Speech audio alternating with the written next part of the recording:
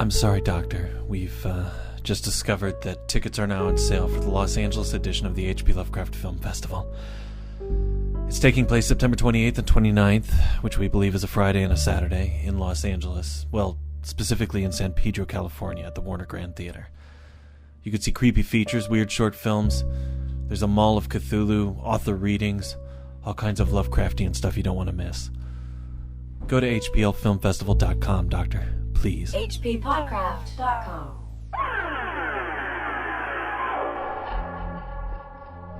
Because we remember pain and the menace of death more vividly than pleasure, and because our feelings towards the beneficent aspects of the unknown have, from the first, been captured and formalised by conventional religious rituals, it has fallen to the lot of the darker and more maleficent side of cosmic mystery to figure chiefly in our popular supernatural folklore. This tendency, too, is naturally enhanced by the fact that uncertainty and danger are always closely allied, thus making any kind of an unknown world a world of peril and evil possibilities. When to this sense of fear and evil the inevitable fascination of wonder and curiosity is superadded, there is born a composite body of keen emotion and imaginative provocation whose vitality must of necessity endure as long as the human race itself. Children will always be afraid of the dark. Men with minds sensitive to hereditary impulse will always tremble at the thought of the hidden and fathomless worlds of strange life which may pulsate in the gulfs beyond the stars, or press hideously upon our own globe in unholy dimensions which only the dead and the moonstruck can glimpse. With this foundation, no one need wonder at the existence of a literature of cosmic fear. That was a section from the introduction of H.P. Lovecraft's essay on weird fiction, supernatural horror, and literature. You're joining us here on the H.P. Lovecraft Literary Podcast. At hppodcraft.com, I am Chris Lackey. And I'm Chad Pfeiffer. And this has been our first month of having a premium show. Yeah, that's right. We're into our second month right now. It's been a fun month. We released 4 shows on our premium feed. Yep. Aside from the free one on supernatural horror that we did last month. We did 2 shows on the repair of reputations and one on the Yellow Sign, both from the King in Yellow collection by Robert Chambers. And just last week we had that quick history lesson with Andrew Lehman of the H.P. Lovecraft Historical Society. Yeah, it was great. It was fun talking about all that stuff. Yeah. Man, Andrew really knows his stuff. He really does. I learned a few things, and I don't know, it's just kind of an exciting conversation. We're going to do some more type of things like that. I think very soon we're planning on getting Anthony Tedesco on here to talk about Lovecraftian games. Yeah. Some people have been clamoring about that. I've gotten a few emails about people wanting us to do an episode about Lovecraftian video games, just because it's something that's not really talked about. But there's quite a few out there. There are. So we're going to, perhaps in the next month, talk about that with him. Of course, we're going to cover a few more stories. We're going to talk about that as we move on with the show today.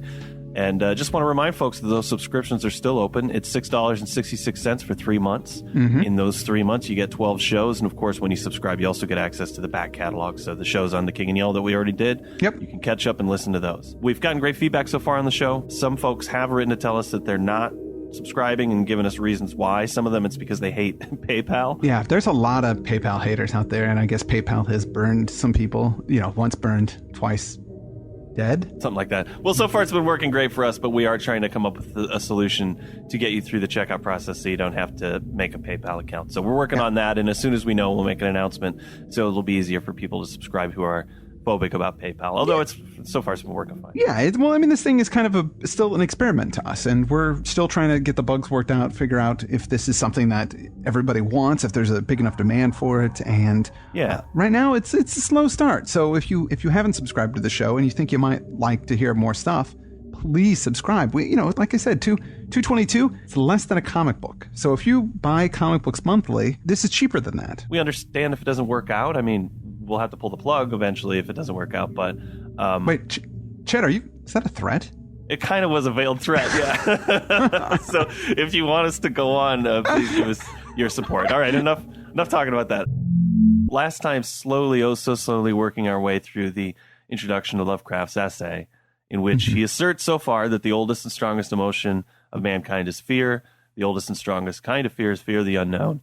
And because of this, literature exploring this emotion, although not necessarily appealing to everybody, is nevertheless a legitimate form of literature written and read by the psychologically sensitive few. And the bit we heard in the beginning just reinforces that idea. Specifically, he talks about, in that opening paragraph, how in a world where there is always going to be things that we don't know, there's going to be scary things. And everybody lives in that world. Yeah. We can't know everything, so that unknown element will be scary to us. Children will always be afraid of the dark. I remember a time, this was one of the most scary things I remember as a kid. I was with my mom at Kmart. Oh my God, that's horrifying. Well, hold on. We're at Kmart. And then, you know how like clothes have those circular round racks? Oh, yeah. Well, I climbed inside there and I thought it'd be funny to hide from my mom for a few seconds, it's hilarious. She didn't ask for me or look around for me. And then I came out and she was gone. And then I just remember this unbelievable fear. Like every person that was walking around was immediately evil and out to get me. Mm-hmm. The place was terrifying, even though it was brightly lit with its fluorescent lights. It was horrible because I didn't know what to do in that circumstance. It's like you're supposed to find a police officer and say, hey, I'm lost, or find somebody in charge. It's like, I don't know how to find anybody in charge in Kmart, there's the cashier ladies, but are they in charge? Is that somebody I should go to? And I just remember this paralyzing because I didn't know what to do. This was an unknown for me. I didn't have a plan of action. And I think that's what Lovecraft's talking about, being lost in Kmart. It is. That's what this essay is really getting towards, is what it feels like to be lost in Kmart. I had an old roommate who did the same thing. He was going to scare his sister, so he snuck into one of those things and waited a minute, and then he pulled the clothes aside and goes, hey. And it was some totally different group of people standing by the clothes. So she imagined some little kid just coming out, hey. Lovecraft's purpose with this essay was to describe this genre and how it's developed over time. Yeah. And after that point that we just heard in the introduction, which was once again read by Michael Ford. Yes, my father-in-law. Thank you. From the point after the introduction there, Lovecraft begins to talk about specific works of literature. He's still in introductory mode, so he doesn't get too specific, but he makes a point here where he says that the fear of the unknown is so inherent in the human condition that even authors who generally write other types of fiction find themselves dabbling in it occasionally. Right.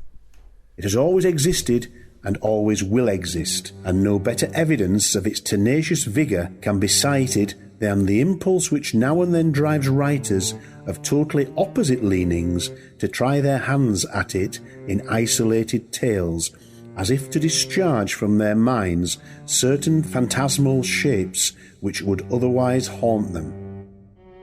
Thus Dickens wrote several eerie narratives, Browning the hideous poem Childe Roland, Henry James The Turn of the Screw, Dr. Holmes the subtle novel Elsie Venner, F. Marion Crawford The Upper Berth, and a number of other examples.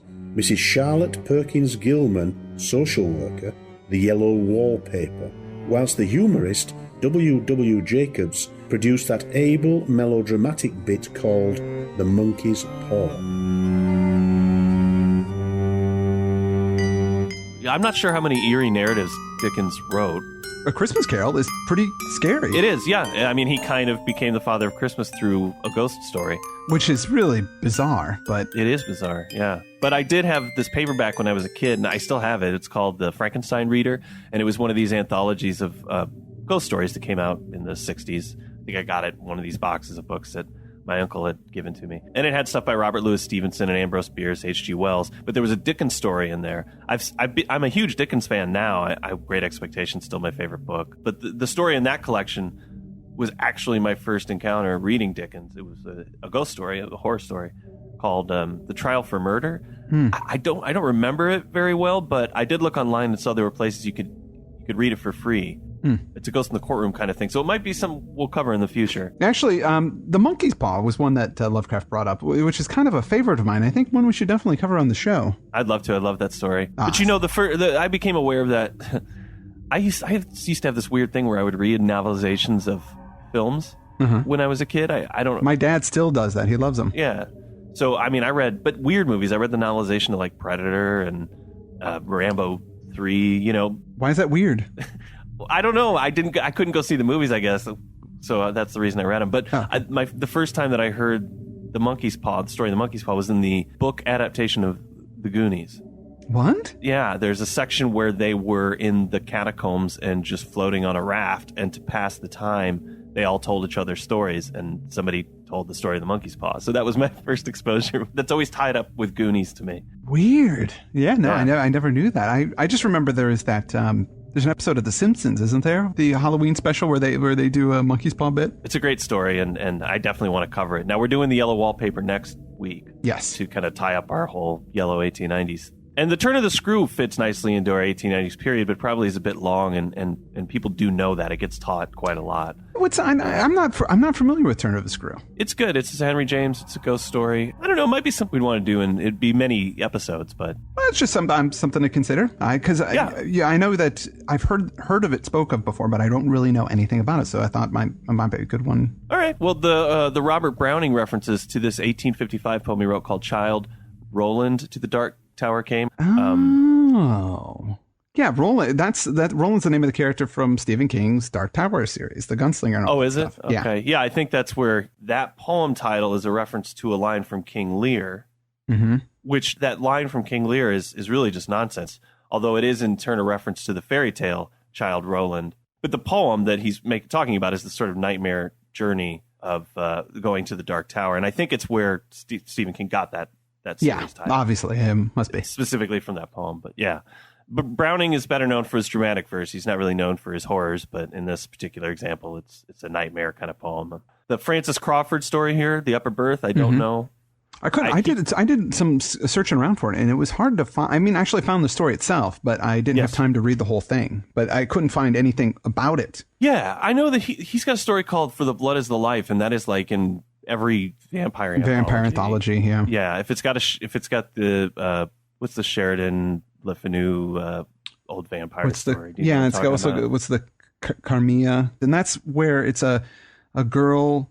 It's sort of a hot kind of vampire lesbian thing. Yeah, where a girl is sickly and she befriends this other girl and she gets really intimate with her. I mean, it's not obviously sexual or Carmilla. That's what it's called. Carmilla or Carmilla. I don't know if it's pronounced. Carmilla. Okay. Yeah. If it's Italian, it's Spanish. It's Carmilla. If it's Italian, it's Carmilla. Right. The chances are good if you see that story, then you might also see For the Blood is the Life. But The Upper Berth, I'm interested in since he mentions it here, and you can find it free online. Yeah. So we should definitely cover that story. Yeah. So it might be cool in September if we do the Yellow Wallpaper, the Monkey's Paw, the Upper Berth. And then, I'll look at that Dickens story and see if it's worth it, but maybe we could jump on that as well. Yeah. I want to tackle a lot of these stories. Now, Elise Werner's story, do you know that one as well?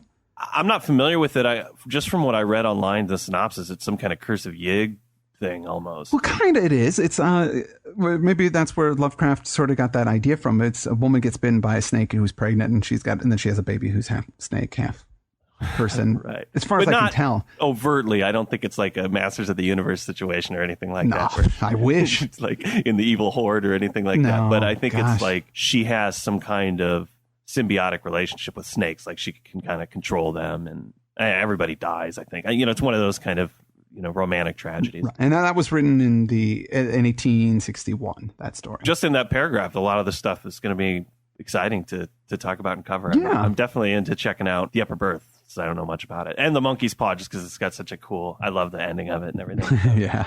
It'll be fun to put that together into a show.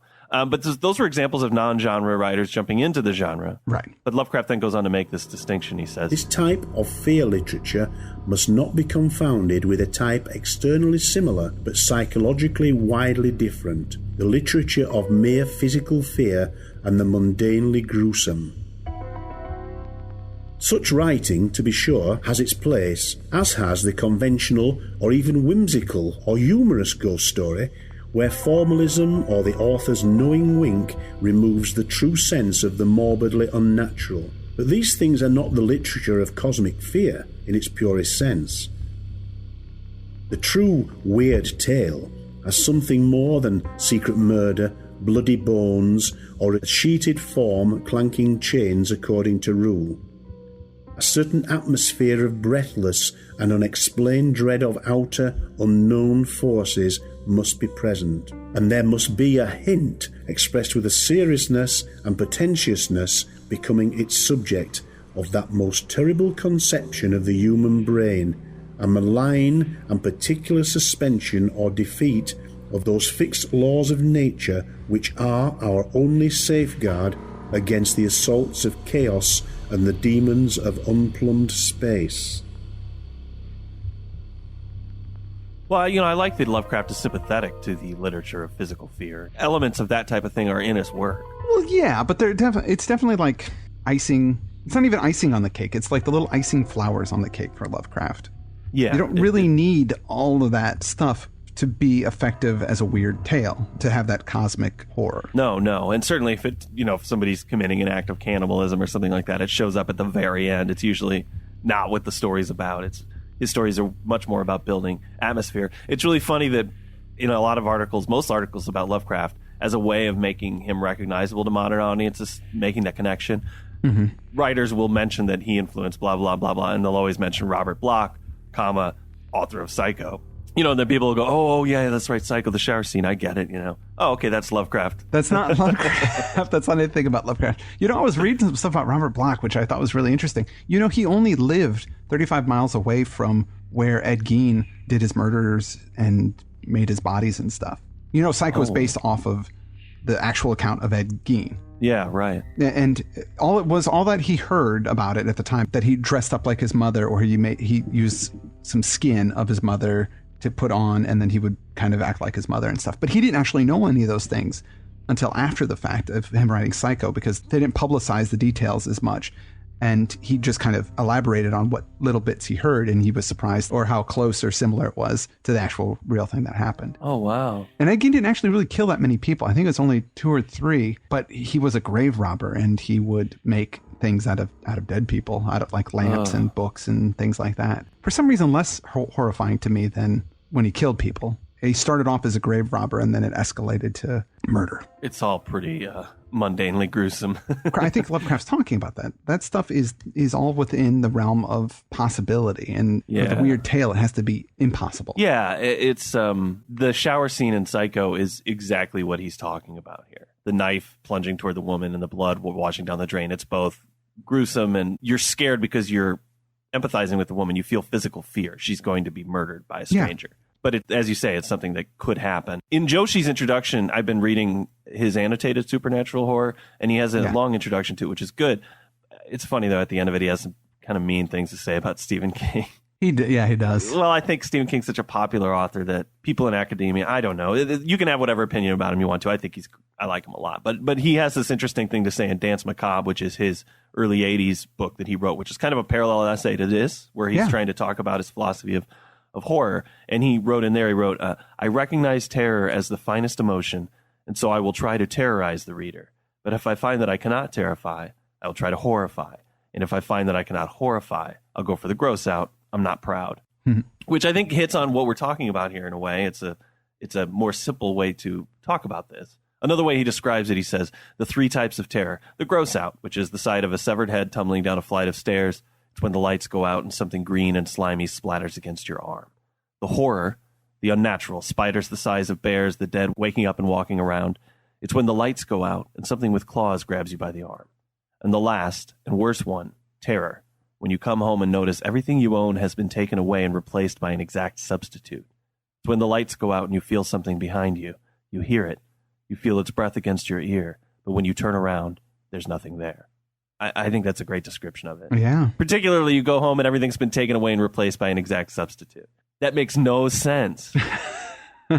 Why did this happen? Stephen King calls it terror here, but what Lovecraft's talking about, it's the same thing. It's terror. It's cosmic horror.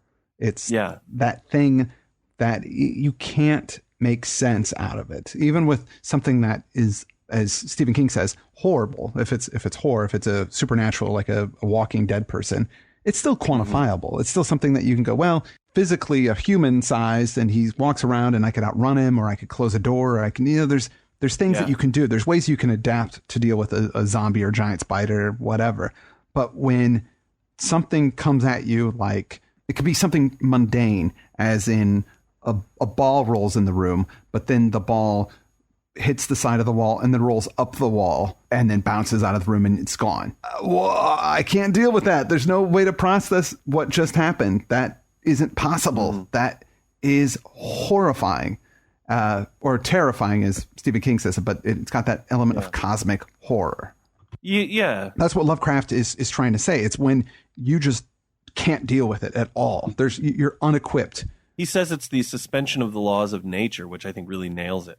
There's a scene in Exorcist 3, which is kind of a goofy movie, but there's parts of it I think are really frightening. Mm-hmm. But there's a scene I remember so well when there's a clock ticking. It's got a pendulum that's swinging, and then the pendulum just stops swinging on the upswing. It goes up and stops. And then everything is still. And it's one of the scariest parts of the movie. Yeah. Simply because a natural thing stopped working. Right. There's like a continuum, too, when you watch a horror film. Sometimes they actually go along this terror, horror, gross out thing. The beginning of the movie, you are usually being terrified. They don't show you anything.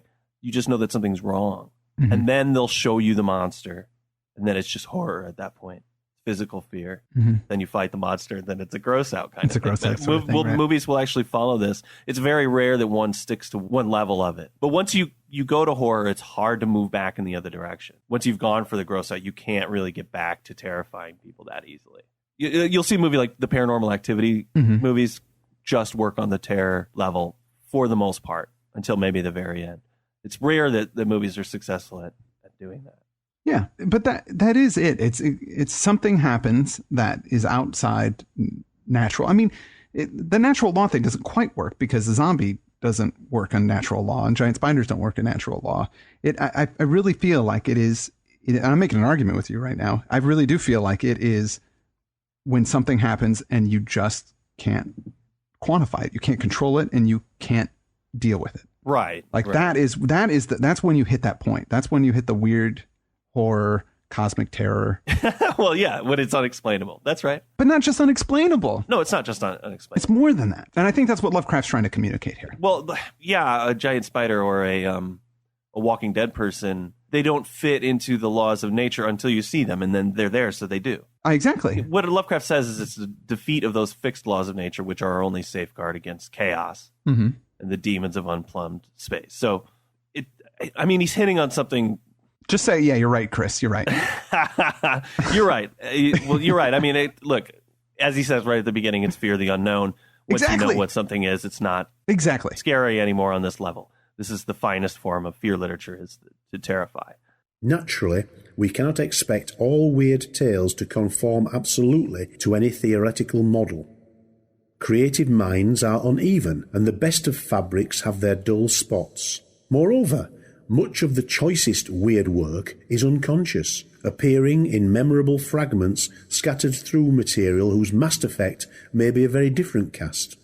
I thought that was cool and pretty forgiving, actually, and it illuminates Lovecraft a bit because he's not dismissing anything based on a level of perfection, which I hope we've done with the show ourselves. When we covered his work, we'd say, you know what, there's... Right. Even in the dumbest Lovecraft story, there'll be a spot that's just pure gold, you know? Yeah, absolutely. Absolutely. Some people are like that. Well, they'll say, well, the whole thing wasn't great, so it all was bad. But Lovecraft is able to say, no, there's pieces here and there, even if not great books, that might really have a great effect or come close to doing what I like. I mean, a lot of Lovecraft stories are like that. Yeah. Well, they're stupid. You know, you can see the end coming a mile away. All the characters act like idiots, but he'll still manage to convey something that's got the touch of the outside. Absolutely. And, you know, that's just like I'll listen to a terrible song, but I'll find a nice section in it I like. It made me think about how there was a Christian rock band I kind of liked. I thought they were good, but... Wait, who were they? God, now I can't remember. I think they were called Mortal. They were like an industrial rock band, but they were Christians, and all of their songs were about God and stuff like that, and it was kind of intolerable. But then I was like, I'm just going to pretend that they're singing about Dagon. And... And it worked for me. I could actually get through it then. I was like, all right, these guys are just cultists. It's awesome. But I was thinking about, can you think of like a film or a book that wasn't horror at all, but had some kind of section that was really terrifying? Yeah. I always think about that boat ride in Willy Wonka. Yes, that's very scary. Pinocchio. Yeah. Do you remember when they turned into donkeys? That freaked me out because that didn't make any sense at all. Like, why is that happening? Yeah. I don't understand why they're turning it. That was really horrifying to me. Do you remember that? Pretty much any David Lynch. Everything David Lynch has got moments in there where he touches on that weird. He touches on the horrifying, terrifying, cosmic fear stuff. But I remember just in Lost Highway, there was that part where Robert Blake, he's kind of death, I guess, sort of in the movie. And he goes up to the main character at a party and says, "Oh, the phone, it's for you." And then it's him on the phone. Like it's Robert Blake on the phone, even though he's standing there looking at him and stuff. And it was like, oh man, that was really creepy. That movie is full of horror. There are things in there that make no sense. Just them getting the videotapes on their doorstep all the time of them sleeping. Oh, and just even Twin Peaks. Throughout Twin Peaks, it has got the weird in it. I don't know if David Lynch is a Lovecraft fan, but he would be, because it feels like he is saturated in the weird. Yeah, of all filmmakers, I mean, obviously he's very successful for that reason, but he's able to, whatever those strings are, he pulls them and scares the crap out of me. And he doesn't make horror movies ostensibly, but the stuff that he produces has got the best fear moments in it of anything. People always talk about the scene of the two guys talking in the Denny's from Mulholland Drive. Oh, right, where the guy says he has a dream and there's just a guy hiding behind the dumpster out there. And that's one of the scariest scenes. Yeah. Well, and you know why? It's because it's got a great atmosphere, even though it's just two people talking in a diner. Yeah. Atmosphere is the all-important thing. For the final criterion of authenticity is not the dovetailing of a plot, but the creation of a given sensation. We may say, as a general thing, that a weird story whose intent is to teach or produce a social effect, or one in which the horrors are finally explained away by natural means, is not a genuine tale of cosmic fear. But it remains a fact that such narratives often possess, in isolated sections, atmospheric touches which fulfill every condition of true supernatural horror literature. Therefore, we must judge a weird tale not by the author's intent or by the mere mechanics of the plot, but by the emotional level which it attains at its least mundane point. If the proper sensations are excited, such a high spot must be admitted on its own merits as weird literature, no matter how prosaically it is later dragged down. The one test of the really weird is simply this: whether or not there be excited in the reader a profound sense of dread, and of contact with unknown spheres and powers, a subtle attitude of awed listening, as if for the beating of black wings or the scratching of outside shapes and entities on the known universe's utmost rim. And of course, the more completely and unifiedly a story conveys this atmosphere, the better it is as a work of art in the given medium.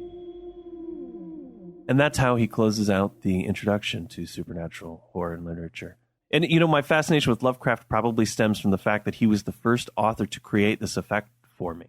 I had read a lot of horror fiction before I read Lovecraft, and certainly there are moments of what he's getting at in some of those things. I think about in the beginning of Dracula when he looks out the window and Dracula's climbing up the side of the castle. It scared the crap out of me and it didn't make any sense. And so there's like moments like that in those kind of books, but that's a book that has a definite heroes winning at the end. And it was when I first started reading Call of Cthulhu or Whisper in Darkness or From Beyond or The Unnameable, where you got that sense that there were these outside, unexplainable, insane forces working on our petty, small lives. Yeah, I feel like that's why Lovecraft is so popular, is for all those people that he was the first. He was the first person to inspire that in you and me as well. I was just trying to figure out, is Lovecraft the first time that I've really experienced the weird, as Lovecraft describes it. And yeah, it is. I've never read any of these other things that he had talked about. And he was my introduction into this whole universe, this whole terrifying, creepy universe, and everything else that I've read after him is just a reflection of that. And that's why I think he's one of the greatest authors of the 20th century. Yeah. I mean, certainly he's made a decision that this is the aesthetic that he wants to participate in, and he really goes for it. And so his stories are the most perfect example of this sort of thing, even though you will find it, as he acknowledges here, in all sorts of other stories. It's important that you think of it in these terms, too, because one thing that people will say when they read Lovecraft is, it was interesting, but it wasn't scary. I thought this was supposed to scare me. And I think I am apt to get a little more weirded out by you telling me that story about Ed Gein, than I am by what. So the physical fear is actually what will make me look over my shoulder when I'm reading sometimes, because you're learning things that might actually happen to you. Whereas this is a little more of an intellectual horror. And we've done this whole show on Lovecraft. We've talked about it a lot. But, you know, there's something different about this. It doesn't need to rely on you being physically threatened while you're reading it or scared. You know, it's a different type of horror. It's pretty special. And he articulated it well in this introduction. Now, I don't think... we've done 2 shows on this essay, Supernatural Horror and Literature. The rest of this essay is really fascinating, but it does talk about specific works and then give some background on them and then talk about, you know, why they work or why they don't.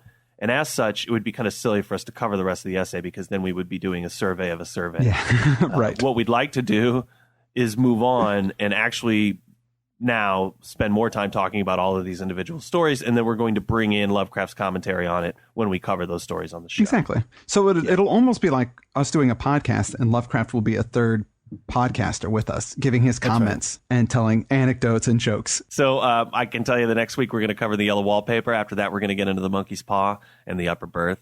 And we'll just keep y'all posted on what the stories are going to be after that. Don't know what it's going to be on the next free show. Yeah, that's what I said. Did you just say y'all? I did say y'all.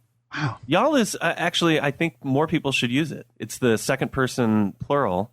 And in English, we use the same for the first person and the second person. So if I address you, I say you. If I address a group of people, I also say you. But in most languages, those are 2 different words. So I think we should use y'all. That's my linguist reasoning. You've changed my mind, and I believe you might have changed. I might have changed the world just now. Well, all right. That's all we've got for this week. Thanks, everybody, for tuning in. And remember to subscribe over at witchhousemedia.com. Want to thank Michael again for doing our reading. Oh, and you've got your Kickstarter, yeah? I want to push my Kickstarter, yes. It's going well, but it's not over yet, and we still need quite a few people to jump in there and support it. Once again, it is a graphic novel called Transreality. It takes place partially in modern-day Yorkshire, but it also goes off into the reaches of space and the distant future, where the human mind becomes digitized and can be downloaded, can be altered, put in different bodies, split, reintegrated, and it's exploring this world where humans do these kind of things on a daily basis. I can't wait to read it, so please go to the Kickstarter site that Chris has there and donate. Bring us over the threshold, because we want to get that in everybody's hand. Thanks, everybody, for tuning in. I'm Chad Pfeiffer. I'm Chris Lackey. And this is the H.P. Lovecraft Literary Podcast. At hppodcraft.com. hppodcraft.com.